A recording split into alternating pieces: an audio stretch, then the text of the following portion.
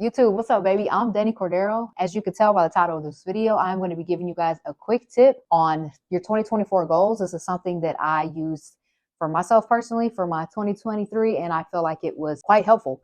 Yeah, so stay tuned for this quick tip.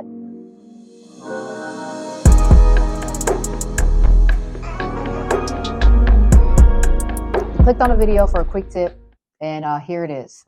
The reason why not to make a New Year's resolution. When you make a New Year's resolution, you're setting your window too large, right? You're making these 2024 goals, and unless you sit there and you lay out specifically day to day, week to week how you're going to accomplish those goals, a yearly goal is such a wide window. I want to narrow it down, right? But also daily goals are too small, right? So what I did for 2023 is every first of the month I set an area of focus, maybe not even a goal, it's just an area of focus is what I was calling it. So every first of the month, I write down maybe two or three, maybe four, even five, depending on, how many you got or how big your bandwidth that you feel for that month is. You want to trim it down as short as possible, right? Every month is like a mini season. Every month of the year I think has its own feeling, its own season, its own story. So what I did last year is every first of the month, I wrote down two or three areas of focus for that month. And I just focused on that. I didn't think about the next month. In January, I'm not going to be thinking too much about February. I'm going to just be thinking about my intention for the month of January. So for me, that was very, very helpful. And I hope it's helpful for you guys too. And then another important part of this process is on the 31st of each month.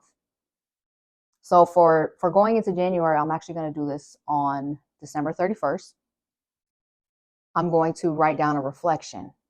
And if you're not journaling every day, I do definitely recommend it. I would say even going towards the end of the month and into a new month, you should definitely be journaling for a repivot or a reflection. December 31st, I'm going to write down, my reflections of December.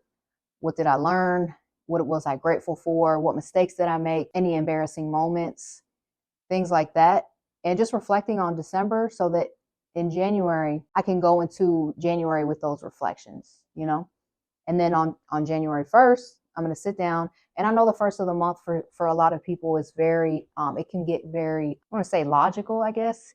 You're paying your bills, you're making sure everything's good, to make sure you guys are writing down your personal goals for you, spiritual, mental, physical, emotional. You could do one for each pillar of one area of focus for your physical health, one area of focus for your mental health, and then your emotional health, spiritual health, intellectual, anything, any pillar that you want to focus on. If you want to do one for each, or maybe a lot of people top of the year, they really are honing in on their physical health. So maybe you have three areas of focus for your physical health.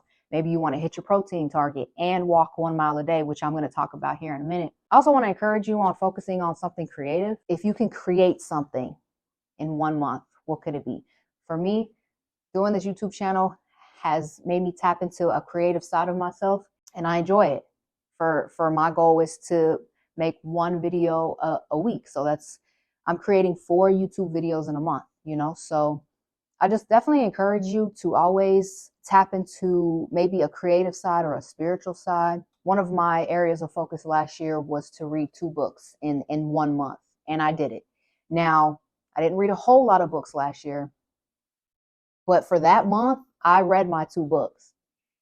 And then throughout the rest of the year, I maybe read maybe 2 or 3 books for the rest of the year because it wasn't an area of focus. I had other areas of focus. But for that month that I set it as a goal is to read 2 books this month, I did it. So take from that what you will. Every month to me is just like a mini season. Like January is going to be January, and I don't know the story. And you can write this in your reflection at the end of the month too. Like, what was your January story? Did you like that story? Do you want to change your story? And every first of the month is an opportunity to change your story 1 month at a time. I believe that having my different areas of focus for every month last year, going into 2024, I've learned so many things just by being more in touch with what do I want, like when you're making an area of focus for the next month, sometimes you'll be like, I don't even know what I want right now. It's like you're on autopilot. A lot of times we fall into these defaults and we're on autopilot, and we wake up, we go to work, we take care of our business, and then sometimes we're just either too wore out or tired or feeling defeated. But if you have a reset every month, you have a fresh opportunity to maybe change that story, like, and that's why I said keep the goals small.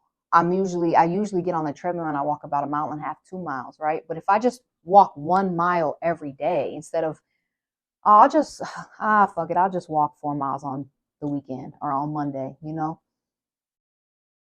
putting myself into a routine of walking every day, even if I lower the goal threshold, I'm excited for what that's going to do for me in January. So yeah, keeping the goals small, and like I said, it doesn't have to be pass or fail, hit or miss. I mean, you could do it like that if you want to, but for me, it just really was helpful to just make it an area of focus and not necessarily, oh, I failed. It's not a pass or fail. It doesn't have to be if that's discouraging for you. For my January, one of my area of focuses is going to be implementing these vocabulary words that I've been keeping track of in my phone. I have a note in my iPhone with just all these vocabulary words from books that I've read, or maybe someone said it out loud, or I heard it on a podcast. And I either just thought the word sounded cool, like I want to use it. A lot of times we see words and we hear words, and maybe it's a big word, but it's like I don't like the word. It's not aesthetically pleasing to my ears to say or hear. And that word just doesn't fit me. But I've been making a list in my phone for about 6 months now of words that I'm like, oh, I like that. I like that word. I want to use that word. One of the words that comes to the top of my head right now is stasis. And honestly, when I heard the word, I looked it up and I learned the definition of stasis, but I couldn't tell you what it is right now. But I do know it's a word that I want to use in 2024 in my vocabulary, and I want to say stasis. I just like that sound of that word, stasis. And I can't even tell you right now at this time of this recording what stasis means. I just know I want to use it next year. So I have a bunch of those words. I have like 25 words in my note app. And I want to use all of those words next year. So I'm starting off January. I'm going to pretty much just give myself study sessions in the month of January of, I really just kind of want to really drill these words into my vocabulary. I'm going to try to use them every day, or however I go about implementing these words, so that by the time February and March and April, I'm really absorbing these words into my vocabulary. And then by the summertime, maybe I'm using these words. I'm stasis, stasis, stasis. What's up, Stacy? Stacy with the stasis. I don't even, like I said, I don't know.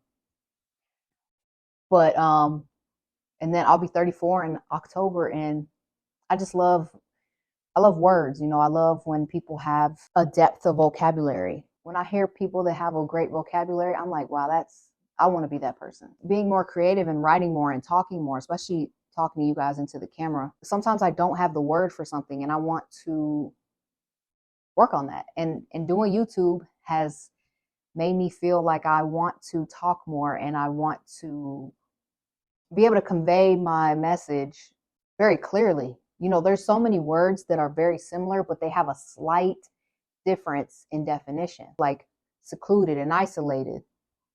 Like those are very similar words, but the nuance, which one best fits what I'm trying to explain right now? Because feeling secluded and feeling isolated could replace them, but which one is the best fitting? And I just want to do that with my vocabulary. I just love being able to, I love talking. I love explaining things, and I get passionate about things that I want to try to get across, but I want to be able to do that with a growing vocabulary. Okay, anyways.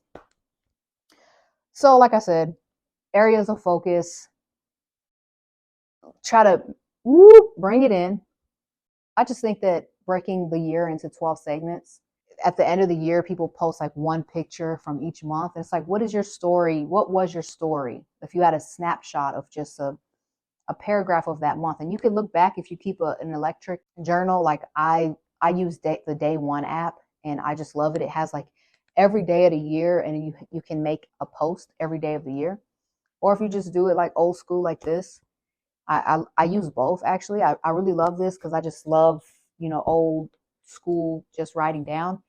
But every month for you will have a story, and you can create a story with areas of focus. So I hope this video was helpful for you guys. Like I said, I'm Denny Cordero, and thank you guys for watching.